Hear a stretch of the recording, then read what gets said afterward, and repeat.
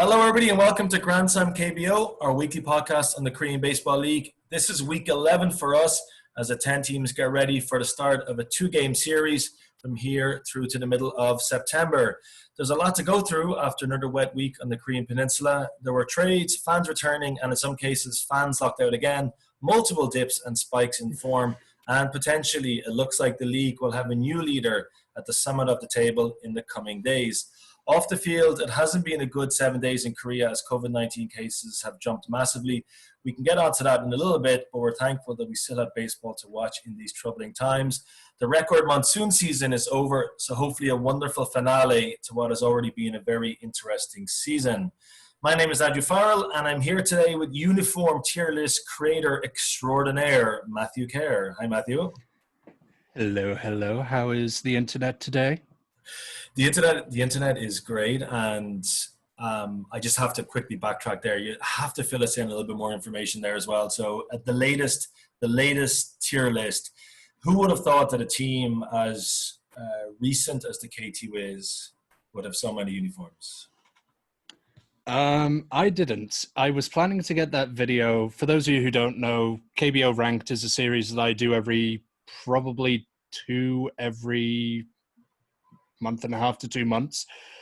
We've got Lotte out, Samsung out, and the third one was KT Wiz. The next one is going to be the SK Wyverns and Sangbangul Raiders. So it takes me about a week to 2 weeks to research and find all of the uniforms. And just when I was ready to start recording the KT Wiz episode with Thomas St. John, I discovered that there was a series of player special uniforms that they made. I thought, it'll just be 3 or 4. I got a couple of recommendations from KT fans. I was like, great, let's have a look at them. And then I found another one. And then I found another one. And then another one, then another one, then another one.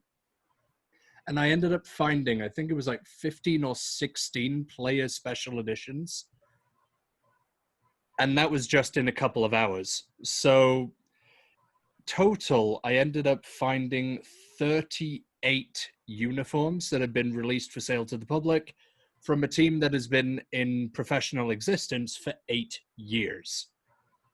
Sorry, could you give us those numbers again? I nearly fell off the chair. How many in that amount of time? 38 uniforms, 8 years. Damn, their marketing is on point. 38 in that amount of time. Unbelievable. The KT Wiz as well, I don't know what your thoughts are on this, but I kind of like I don't really care that much for their name or their logo. I like their ballpark, and I like that the black. I like you're always talking about this as well, like the trimming or the extra colorings on the uniform as opposed to just like the main color. Their stuff is not bad. The writing is a little bit strange, and the numbering is a little bit strange, but the KT Wiz uniforms are pretty nice. And it would seem pretty cool to me if they would just seriously focus on just a couple of uniforms and just nail those, because they're as good as you see in this league. Well, that's what they've done. They're bread and butter uniforms. They're, spoiler for anyone who hasn't seen it, but they're bread and butter day in, day out uniforms are the ones that are near the top of the list. And then they've got a couple of specials that ended up being higher, and a lot of specials ended up being lower.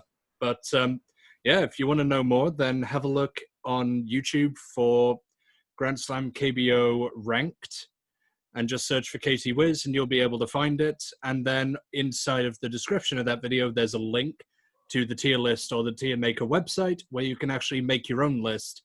And feel free to at @SheMakeBaseball, myself, or at Grand Slam KBO and let us know your list. We'd be happy to see what you end up agreeing and disagreeing with us on. Good stuff. So far, Matthew, Lotte, Samsung, and KT Wiz. That's correct? Yep, and SK Wyverns is going to be the next one with a little sprinkling of Sangbangul Raiders on top. Okay. Just a light dusting. Yeah. And speaking of those two teams, we do have a special guest for part 2 of today's show, and that's Yonhap News Agency's Jeeho Yoo. And from what I remember having Jeeho on the show in the past, he spent a lot of time watching baseball in Incheon pre-SK Wyverns days. So we'll talk to him about KBO returning to ballparks and our own experiences of that in the second part of the show. But he's a great guest. That'll be fun. Yeah, hopefully we'll have him on later on in the future where we can go down take a trip down memory lane and discuss what baseball was like in Incheon pre the year 2000s. So with Jeeho, as I said, we've been talking about ballparks, fans coming back in, and now unfortunately in some ballparks fans are locked out again, and also our weekly KBO Hall of Fame feature. As Matthew was saying, we're also on Twitter. I'm at Grand Slam KBO. Matthew's at Chimek Baseball. And we're also on YouTube and wherever you get your podcasts. So let's crack on before we get Jeeho on, because it is a really good segment. We recorded it earlier on today. Jeeho's always has a lot of really good stories to talk about when it comes to Korean baseball. We want to have a quick chat about trades too, but just before that, Matthew, the current table situation in the KBO is a little bit lopsided because so many teams are, like for example, the Lotte Giants have played 79 games, whereas the Dome-based KBO Heroes have played 87. But something you did talk about later on with Jeeho was just how open this championship is. Samsung Lions in 8th spot were challenging for 4th to 5th not too long ago, like a good run of form, and they'll be back above 500 again. This is an unbelievably tight and interesting and exciting KBO season so far. Oh yeah, like every position is basically open to 2 or possibly even 3 contenders. Like there's 4 teams that still could potentially be vying for top spot, and Kia, if they have a solid turn of form, might even be able to push for it as well. But I've not seen a season this competitive for a number of years. And just seeing 7 teams there already playing 500 ball and above is ridiculous. Like that doesn't happen. Yeah. Unfortunately, that means that Hanwha and SK have been the butt of that, but yeah, it is what it is. It's wild. And the thing that I like the most about this is that the NC Dinos were they weren't untouchable, but they always seemed to maintain a barrier of about 3 to 5 games above the second place team, and now they're down to half a game. And the team that they're just ahead of, the KBO Heroes, they have to play them on Tuesday and Wednesday of this week. Just extraordinary that it works out this way as well. The NT Dinos swept at home by the LG Twins at the weekend, are going up against the KBO Heroes, who look like they are a team ready to win a KBO championship. They made it as far as the series last year, but they look like they're in better form, better shape this year. And then who can ride off the LG Twins? 5 straight wins for them. They just don't seem to be in any sort of form to fall away. I kind of thought they were the team most likely to drop out, but I really don't see that being the case anymore. And then we have Doosan down to Samsung, and that's quite a battle for that 4th and 5th spot. Nobody really wants to finish 5th in Korea. No team has ever finished 5th and won the wild card game. So 4th spot is a really important position to be in. Yeah, very much so. But in all of that, we've been talking about your NCs, your Kions, your LGs, your Doosans. We talked about it with Jeeho as well. KT are in there for once. It's nice to see a bit of an underdog story finally play out. And you know what? If they end up getting 5th, I would love to see them be the one that finally breaks the wildcard duck. Unless the Tigers finish 4th, I'd almost like to see anybody break the wild card duck. It'd be nice because it's not a particularly good system. Like I think it should just be a 1 game, and the team that finishes 4th has home advantage, and that's it. It's weird that you can lose 1 game, win 1 game, and then go through. You could tie 1 game and you'll get eliminated. It's a 1.5 game advantage. Yeah, it's weird. It's really, really strange. But yeah, the KT Wiz are a happy story this year, and even looking around as well. I think the Tigers too, under Matt Williams, they were so awful last year, but 7 games above a 500 record. I don't think too many people expected that. Doosan are obviously not quite as brilliant as they have been for the last 5 years or so, but as we know, they're still very much in contention for this. And yeah, as you said, unfortunately, all of this means that there has to be 2 teams that are unfortunately complete garbage this year, and they are the Wyverns and the Eagles. So both of those 2 teams are probably looking to prepare for next season, I would have thought. There's a bit of talk about this on my KBO yesterday. Pinto is still with the SK Wyverns. He's having an awful time at the moment, but there's no reason to change him. They're not going to finish any higher than 9th.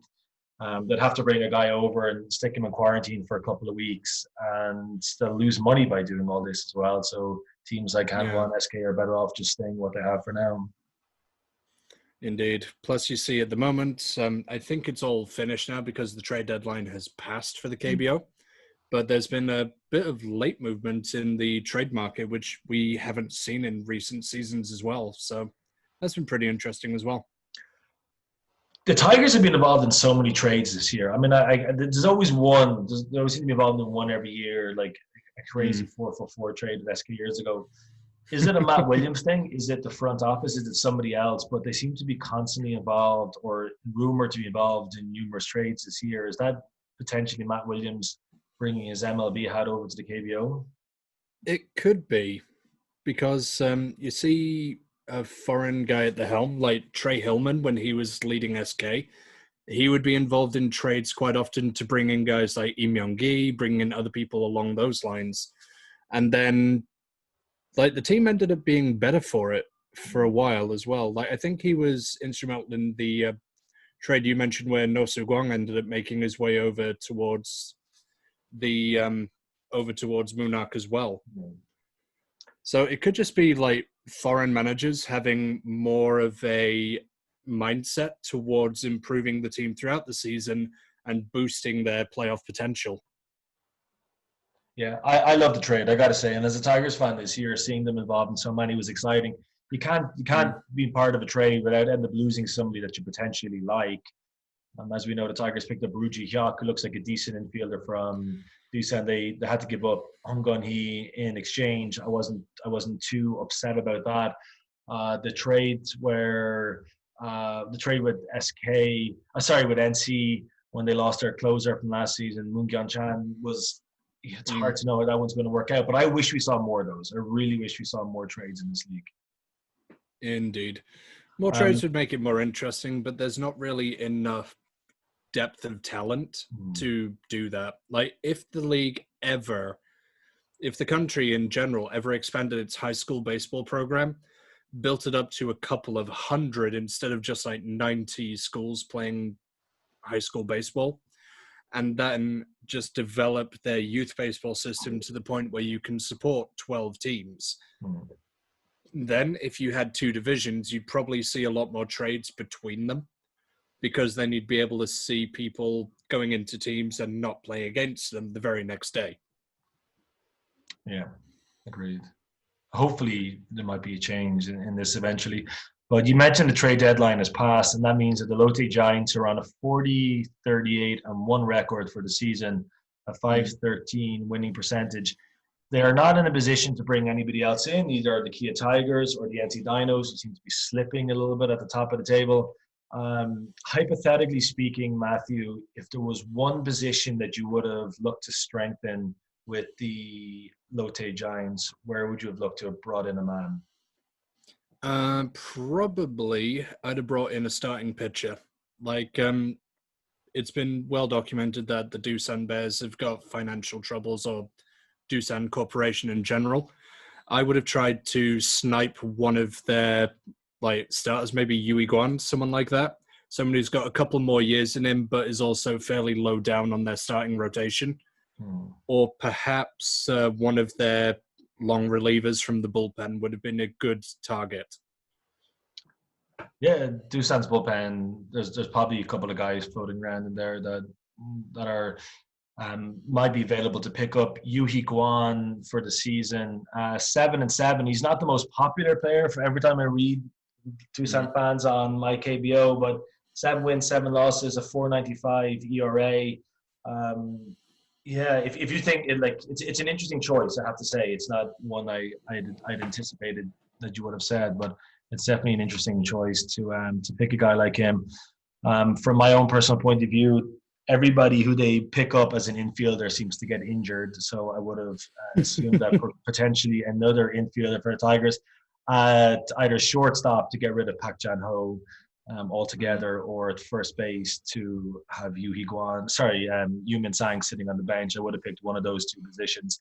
There was an interesting article about Pak Jan-ho on Naver yesterday. I just read it before I went to bed, and the author absolutely crucified him, just going through all of his numbers and how the 55 players who have the most plate appearances in the league. He is ranked lowest for batting average, on base percentage. I think he's like second lowest for OPS. He's got the second most amount of errors for any shortstop in the league. I just think that if you are seriously in contention of winning, of looking to challenge for a KBO championship, you can't have one of the worst shortstops in the league. It's such an important position. You can't have a guy like him playing. So shortstop or first base is where I would have gone personally as a Tigers fan. But it hasn't worked out, and like the Lotte Giants, we're stuck with what we have. Do you think Lotte have enough we're over halfway through the season at this point, not too far over halfway through the season. There's still a lot of baseball to play. Do you honestly think Lotte Giants have enough in that roster to challenge for a championship? Challenge, yes. Will they actually do it? Probably not, because they, at this point, are depending on results of other teams to get them into a playoff berth. And as it is, there's easily 4, possibly 5 teams that are just better than them at the moment.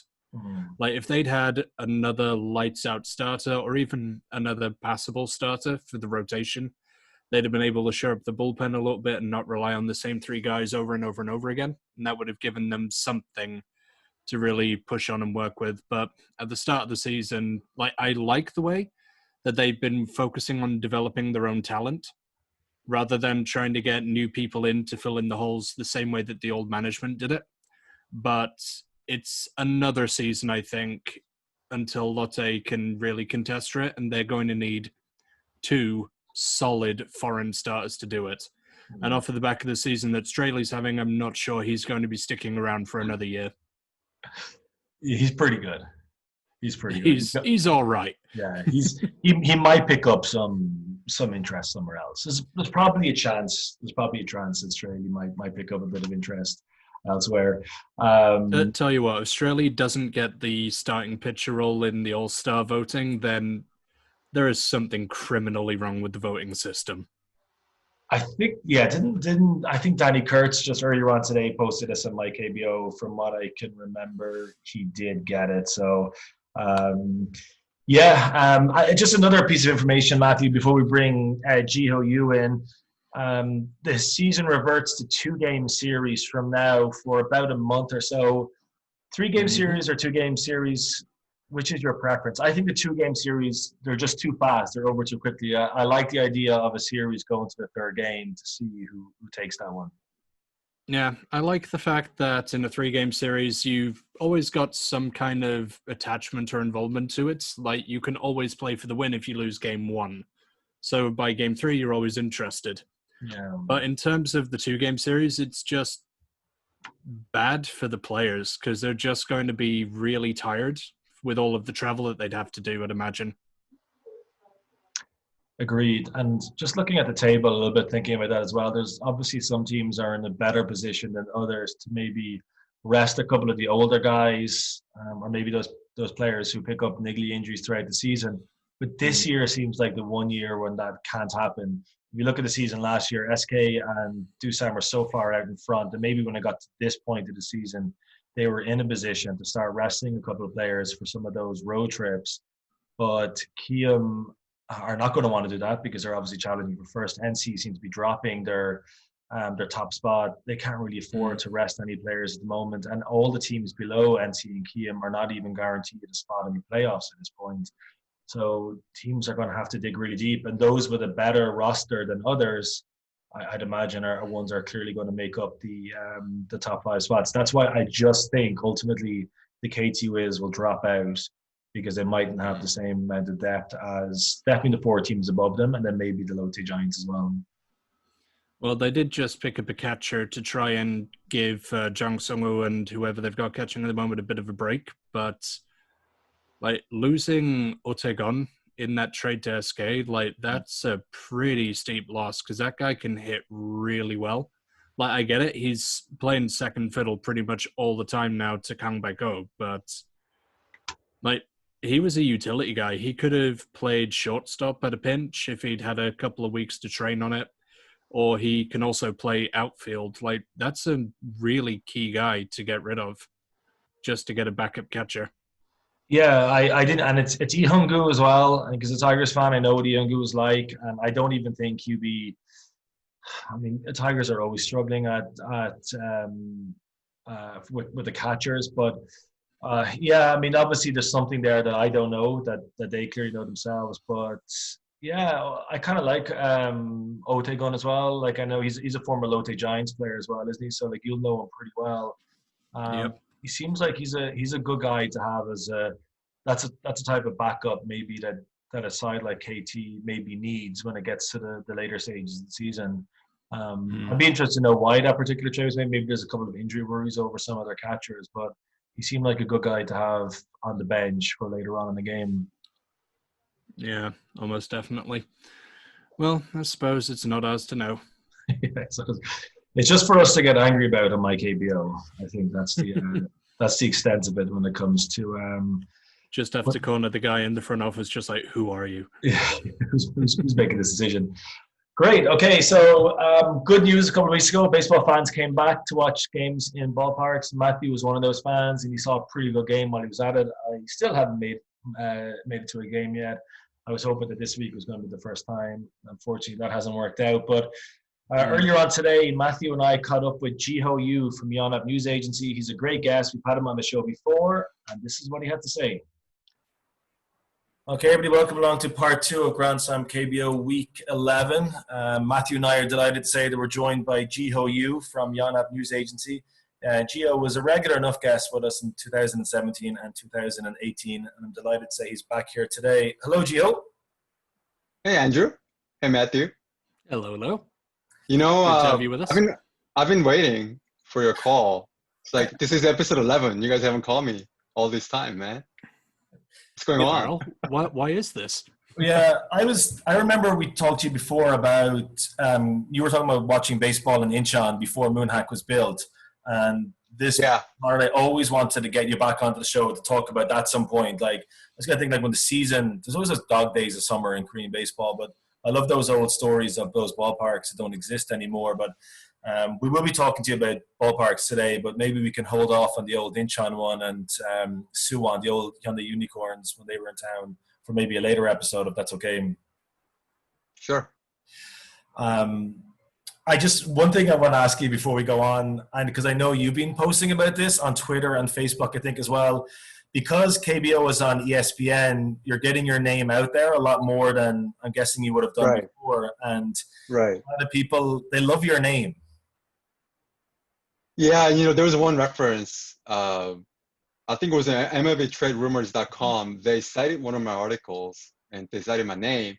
And one of the commenters said, Jeeho Yoo is an amazingly cool name. I'm like, see, it's hard to tell whether, you know, like that person was being, well, I don't know, slightly racist. I don't know. But maybe it was just in jest. And I try to take it in jest, take it in stride, and kind of try to poke fun at myself as well with that name. So it was pretty funny. Who knows? If they'd said it in the traditional way, they may have just said it the same way as they say Yang Yiji's name. So you've never been another Yuji. How is, because Matthew and I have done one ESPN show telecast so far. What did you make of it? How did you find being in front of the cameras talking about Korean baseball? Oh, it's weird. You know, it is definitely a little strange. It's something that I've never expected I'll do ever. One, have KBO games on ESPN, and two, for me to be on the telecast to talk about it, right? It just goes to show you how much life has changed so much during the pandemic. And I guess in the early going before the start of MLB season, there was definitely more interest in the KBO than there is now, I would think. And yeah, it was good to be in the position to kind of, you know, preach to a new audience, to talk about how there's much more to KBO than just bat flips. Like you guys have been watching this league for a long time, so you guys can attest to it. You know, there's a lot of you know, bullpen meltdowns, a lot of lightning dramas involved, and you know, you can never give up on a game. There's no such a thing as a safe lead in this league. I mean, you're looking at the first place, Tennessee Dinos, they've got the worst bullpen in the league. So yeah, there's a lot going on, just on league front, in terms of the international interest in it, and for me to be a part of it in the first few weeks or whatever, that was definitely a cool experience. And also to be on air, because I love baseball, period, and I watch a lot of ESPN, Sunday Night Baseball, Wednesday Night Baseball online over here, and then to be talking to those people who have been calling MLB games, they were basically at the time they were out of the jobs, so they're calling KBO games because they didn't have anything else in terms of baseball, and to be on air to be talking with those people was pretty cool experience for me. You also ended up joining a show that was moderated by Mark Lippert recently for the Korea Society, I believe. Yep. Like you got to talk with Park Chan-ho, Jerry Royster, and I think it was Kathleen Stevens as well. Yeah, former have US you kept ambassador. in touch with any of them afterwards as well? Well, Ambassador Lippert and I have been in touch for quite some time. I was the first guy to really, while he was the ambassador, I was the first journalist to interview him specifically about baseball. And that's how we built our connection. Then I wasn't obviously covering U.S. Embassy or Foreign Ministry at the time, but knowing that he was a big fan of baseball and big fan of the KBO, I'd approached the embassy about, doing a story on his fandom of the KBO, and then that's how we kind of became close. And in terms of like Channel Park and Jerry Royster, no, not really. I don't really know them on a personal basis.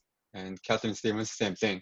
I was on the Foreign Ministry beat briefly while she was the ambassador, but obviously, she doesn't really remember me. But it was kind of cool to be on air with those people. I was telling Mark, Ambassador Lippert, because he approached me about being on the show. I'm like, I don't even know if I belong on the panel list of such a distinguished guest, looking like a former major league player, a couple of former U.S. ambassadors to Korea, and one former major league player, former KBO manager. And for me to be on the show with them, it was part of that whole, increased exposure for me with the KBO being on ESPN. Yeah, absolutely. For anyone who's listened to our podcast now that hasn't listened to that, absolutely go and search it out. It's called Answering the Call for Sport in the COVID Era with Channel Park and Jerry Royster. And it's by the Korea Society on YouTube. It's like an hour long and well worth a listen. But it's kind of interesting. You've got your name out there a lot with all of these different media organizations, but your bread and butter has always been your stuff with Yonhap. And this season, for a very long time, you were actually covering the KBO alone inside of the stadiums, or relatively alone. What was it like going through that, just entering the stadium for the first couple of times with nobody there, just like a skeleton crew? Yeah, so basically there's been few reporters, obviously, from other organizations, and Yonhap, I'm the only sports writer in the English language news department. So I'm on my own. It's been that way for a big chunk of the time of the past decade or so. So just walking into to an empty stadium, my first experience was this was during preseason. It was not a game day. It was for LG Twins practice, and it was to interview there are a couple of foreign players who were coming off their quarantine, Roberto Ramos and Tyler Wilson. This is like late April, and just to be there, even though it wasn't a game day, it was pretty weird. And then my first game was also a preseason game later that month. I believe it was like LG and Doosan. And just the sounds that you're able to hear when there's nobody else, it's pretty jarring, to be honest. Like the crack of the bat,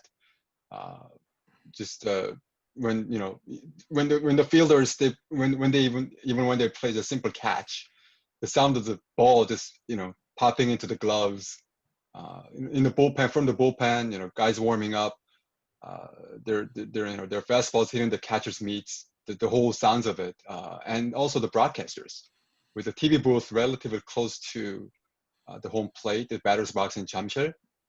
The guys couldn't hear them if they weren't really locked in on the game. If maybe they were being distracted a little bit, they could actually hear what they're saying.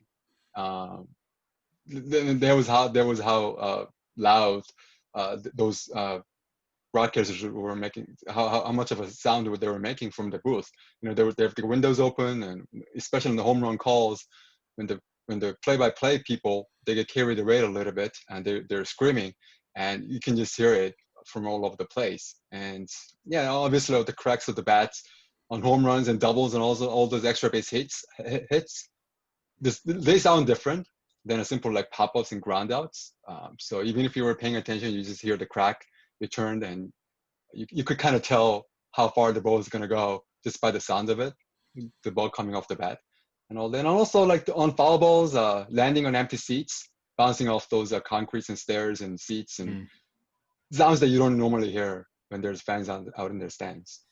Okay, so let's have a chat about what the game day experience is like now. I know Jeeho gave us some of his thoughts too. So I'll admit I haven't been back to a baseball game yet. Unfortunately, this month there's loads of Tigers games in Jamshul, and now I can't go to any of them. That's just how it is. But I went to a football game at the weekend, and in order to enter the stadium, to download a QR code, and you have to get your temperature checked and sign a piece of paper. But Matthew, I know, went to Jamshul last week and 2 weeks ago maybe, and he saw Lotte Giants do San Bear. So what was your experience like watching the game back in the KBO, Matthew? It was just fantastic to be back in the stadium. Like, Jeeho was absolutely right about some of the noises that you hear in the stadium that you just normally would not hear. Like, the pop of the ball going into the catcher's mitt is really pronounced. Like, you can tell the difference between a fastball and a breaking ball just from the sound that comes out of it now. And same thing, like when Jeonju hit the Grand Slam home run, like you could tell off of the bat just by the sound that it's not going to hit the outfield dirt. It's just going to go and keep going, and it did. But in terms of being back in the stadium, it was a bit of a transition, getting used to the fact that there's no cheering. Whenever people would stand up, the security would come and ask them to sit down. People who would take off their masks, they would tell them to put them back on. Like, they ended up not kicking one person out, but threatening to kick someone out when they refused to put the mask back on. And eventually there was one fan from the Lotte side, unfortunately, who just kept moving to a different block and getting warned by a different security guard every time for like trying to start cheer songs, for trying to do the original stand-up cheer style. And eventually he ended up finishing the game in the concourse, just trying to peeking his head out of the exits every now and again, which wasn't too happy about. But in terms of the fan noise and cheering, like, there'd be a little kind of mini explosion of cheers every time there was a hit or a double play or an important strikeout, or, I don't know, taking the lead with a grand slam, stuff like that. But for the most part, like, the fans really seemed to get into it and really seemed to continue that sense of community we've talked about before, where you just have one person starting a cheer and then everyone else getting involved with some kind of clap along style. It's been really cool seeing how people have transitioned to a cheerless era, basically. Yeah, I wonder. Yeah, and we might have to deal with this now for the rest of the year. One thing I love about watching sports, I know you guys agree as well, but like if you're watching a game or if you're at a game, it's watching it back then later on, maybe on the subway home or the next day, and you listen to the commentary and you hear the crowd noises of some like the John Jr. when somebody hits a grand slam or there's another big play. Any moments that really stand out for you so far, Jeeho, and what you've covered, that it's one of those kind of moments that you'd love to watch again and again, but maybe it just kind of lacks the same noise or the same experiences that would have been there before? Yeah, my perspective is a little different because I'm not there as a fan. I never have any horses in any race, if you will. So I'm just there working. I don't really pay attention to, like, I basically tell people, I get asked a lot about if I have a favorite team in the KBO, and I say, whoever plays the fastest is my favorite team that day. So like the last game I covered was like the 12-inning 5-hour marathon between the Heroes and the Eagles. And, the Eagles rookie 18-year-old kid who got the game-winning hit in the top of the 12th, and, whoever came out my favorite team that night. Because, otherwise 5 hours of baseball for a tie, I would have hated that. But at least we got someone who won the game. That's good enough for me. So yeah, like, I don't know if anything really stands out. It's just that I'm there with all the. I'm kind of detached when I'm there. Okay. It's work for me. I love baseball, but KBO, like I don't have any rooting interest. But among other members of my brethren, I could tell you there are a lot of fanboys out there. They actually cheer for the teams that they cover. So, and they can be stressful. I'm glad actually I don't have to do it, because you can get emotionally attached to them. Sometimes it can be difficult, but I don't have the problem because I don't have any horses in the 10-team race. So, yeah, I mean, covering the 5-hour game had been a while. Was probably the second longest game that I covered. I think I tweeted it out before. But good thing actually we got a W out of that instead of a tie. Yeah. One thing people do seem to love, though, is a good story, and we've had one coming up throughout the league this season of KT Wiz. Like, you've been covering them for a couple of years while they've basically been building, and now finally making a playoff push. Do you think this is the year they'll pull it off? I don't know. Like I would think that it'd be good for the league if someone like that actually made the postseason, instead of just having their usual suspects every year. You're looking at some of the teams that have huge followings. You look at teams like the Kia Tigers or Lotte Giants. They're the kind of teams that would be better for the league if they made the playoffs. Like in the MLB, people say it's always better for the dream World Series would be something like the Yankees versus the Dodgers, right? So, like for the KBO, I think the dream Korean series would be something like the Lotte Giants versus the Kia Tigers. I'd love to see that one. Or like the Twins versus the Doosan Bears, right? Yeah. I don't know. Doosan don't really think of them as their rivals anymore, though. No, I know. There's not much of rivalry there, but with the KT Wiz, yeah, I think I had right before the season, I had a feeling that this might be the year that they might be able to crack top 5, and then they had a horrible start with the bullpen issues. And once they got the pitching settled down a bit, they always had the bats to kind of compete, to hang around. And even though Manuel Rojas Jr. he's kind of slowed down a little bit, but admittedly, he's kind of regressing to the means. But he's been playing really well. Still a very strong MVP candidate, depending on whether they qualify for the postseason. But I would like to, this is a great underdog story, right? They've never been to a playoff, never even finished above 500 in any of the, I think, 5 or 6 seasons that they've played in the KBO. So if they were to break through this year, it would be a pretty nice story for them. Indeed. Jeeho, one thing I just want to ask you about there as well. So KT Wiz is a nice positive story about how the season's going, but there is one other negative side to no fans being at the ballparks, and that's the teams are beginning to struggle now financially. And you've written about this quite a lot for Yonhap News Agency. So is there any, like, what else can you tell us in this? So basically, like, all these teams, this is a league which they get a lot of the revenue from bums on seats, as they say. So if you have 10% or 25%, it's a huge problem. But now for a lot of teams, they're down to 0%. Yeah, this is a very gate-driven league, and they went first 2.5 months without anybody in the seats, and I think we all know the Doosan situation on the corporate side. That's pretty well documented. They might be sold, and who knows, and a bunch of other teams too. Because I think the difference with KBO and MLB is that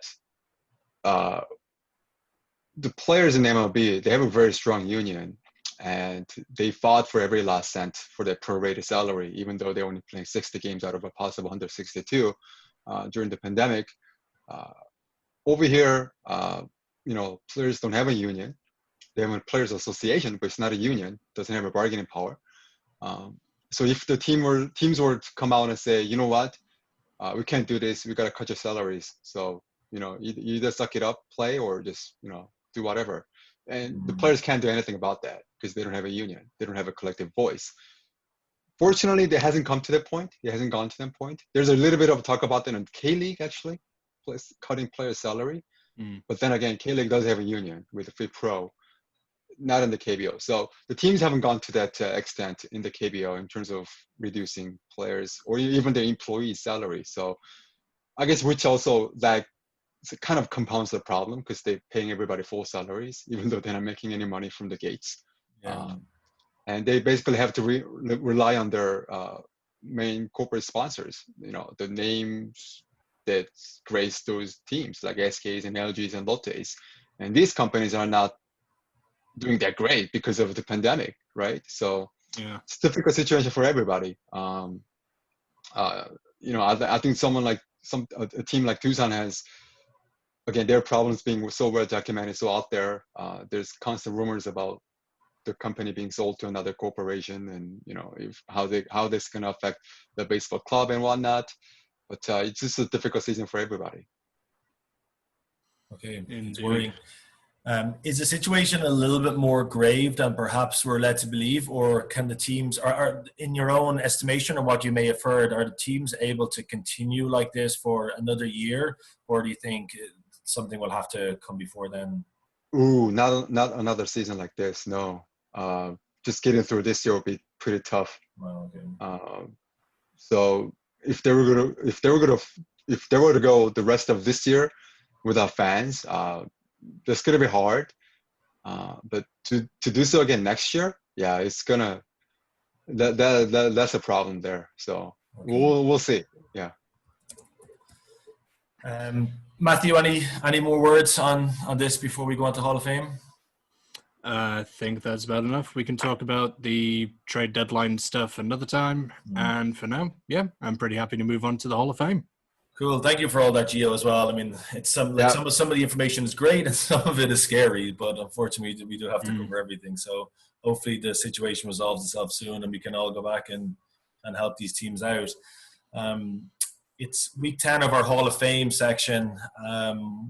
This has been pretty popular, I think. Matthew tends to have the numbers in this and the amount of people who respond to our nominations. We've had some really good ones, and we've had some kind of stranger ones like the Seoul subway system, or Sports Complex Station was another one that we had. So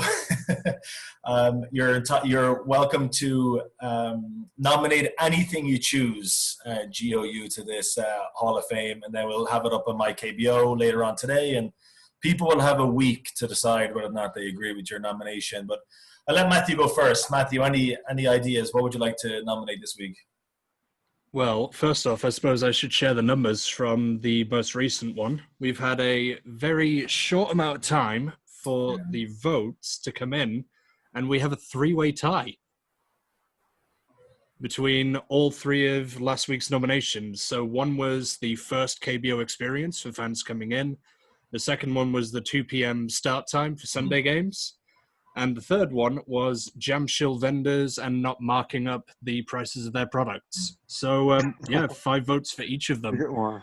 So I think, given we have a tie, Jeeho, would you be kind enough to decide the fate of last week? Yeah, I don't know how the 2 p.m. start got in there in the first place. What was that about? Like, well, that's what we do. We choose a person, place, thing, concept, or abstract train of thought, and we nominate that towards the Hall of Fame as long as it's loosely related to baseball. I think I'll go with the jam shill vendors, the last one.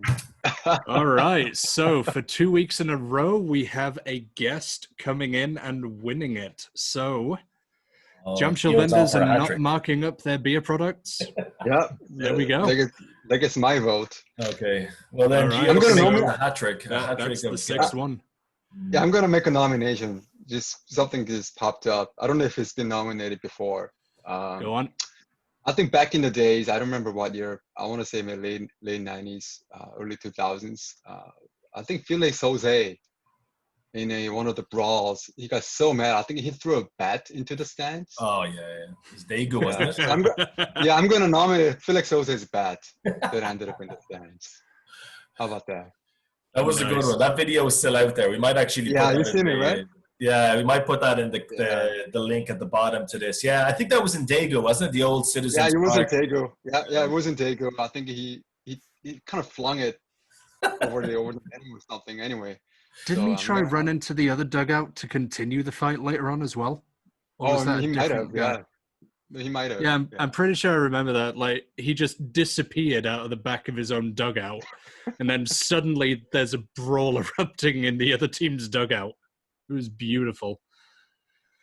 Oh, yeah, that man was terrifying. Massive, made of muscle, and just scary. That's a nice one. As a Lotte fan, I got to see a lot of him. Yeah, if we can add in a link to this, you have a good chance of winning that. That's a good one. Somebody hurling their bat into the cheering section of an old baseball park in Daegu. Good, excellent. Matthew. Well, since we've got a bit of a Lotte flair, we're going to continue with my nomination, which is, I'm bringing it out, the plastic bags. Lotte fans have a bit of a habit during the 6th, 7th inning stretch where they'll just get a load of red or orange trash bags, tie it up into some kind of design, or they'll balloon it up, or the ladies will just fold it up so it looks lovely like a pair of dragon wings, put it on their head, and then they'll wear that for the remainder of the game. I got introduced to this when I went to Sajak for the first time, and fans will still do it on the road. Like, sadly, they didn't do it in Jamshid this time during the pandemic era, but I'm sure after the league eases restrictions, it'll happen eventually. Those plastic bags in honor of what we have lost. Yeah. I was kind of waiting for you to bring this one up. I wasn't sure when you would, but it's iconic. It's definitely an iconic side in Korean baseball. Probably up there with the shiny jackets in terms of what people will wear at a game. But yes, okay. So we have bat throwing by Jose, and we have orange trash bags in their head. I was going to nominate the name Jeeho Yoo because I was guaranteed one vote from MLB Trade Rumors, but I'm not sure if he listens to the podcast, so I'll probably pick something else. I'm going to pick the KBO scheduling for the month of August. I don't know if you guys have noticed, but this week, Tuesday and Wednesday, Doosan Bears at Lotte Giants in Busan, and then on Thursday and Friday, Lotte Giants at Doosan Bears in Jamshid. So Doosan at Lotte in Sajak on Tuesday and Wednesday, and then the two teams play each other in Seoul. And the Tigers as well have a loaded midweek series, seemingly all against LG this month. So I don't know what happened to the algorithm or the computers or however they managed to do this, but there's some absolutely crazy scheduling that's going on this month. So I couldn't think of anything else to do after 10 weeks of doing this, so I'm just going to pick KBO scheduling. Jeeho might actually have an idea about the scheduling side of things. Do you know how they decide that at the start of the season? Yeah, just to get all the 144 games into a tighter window this year. So 3-game series out of the way for now, and then a whole bunch of 2-game series. I think that's through the September 27th or something like that. And then they're back to 3-game sets plus all the makeup games for the rest of the season after September something. Okay. So, there's a lot of traveling. So teams down in Lottes and Kias, there's going to be a whole bunch of traveling. So with the Tigers this coming week, they're playing LG and they're going home and coming back up to play the Kium Heroes, I think, on the weekend. Yeah. And NC travels a lot as well. And I think SK has like 6 straight home games. So it's pretty weird. But it's hard to obviously satisfy everybody. So you gotta do what you gotta do, man. Get all the 144 games in. I think there's pretty substantial financial incentives to play 144 games, whether or not you have fans. I guess that's where the TV money comes from. So the more games you have on cable TV, the more money you get from the TV rights deals. Obviously, the fewer games you play, you get less money from that. So fans or not, there's pretty important financial incentives for teams to have 144 games in. Yeah, there's also the announcement coming up a couple of weeks from now where any game that gets rained out is going to be made up immediately as a doubleheader. Yeah. Doubleheader starting the week of August 24th. So before they didn't used to schedule doubleheaders in July and August just to protect players from the heat. but obviously rain has been a bigger issue than heat this year, except for I guess this past couple of days. But yeah, so they're just running out of time. If you don't play double headers in August, then hey, you might end up playing in December postseason games. So again, I'm barring sure the any, Dome wouldn't mind. yeah, the barring any like major catastrophical tournament events, they want to play a whole entire season and then the postseason as well. And is there a point coming up as well when I think I read before that after a certain date in November? Yeah, November 15th. Yeah, November 15th. They'll all go to the Dome. Oh, yeah, any postseason game that runs after November 15th. So even if it's in the middle, let's say a series, if a game 3 were to end up beyond November 15th, then they're just going to start that series in Dome. Okay. So that they don't have to. So that one team wouldn't have the home field advantage over others. So any series that ends or begins after November 15th, or anything that runs past November 15th, will be played in Dome for the whole time. Interesting.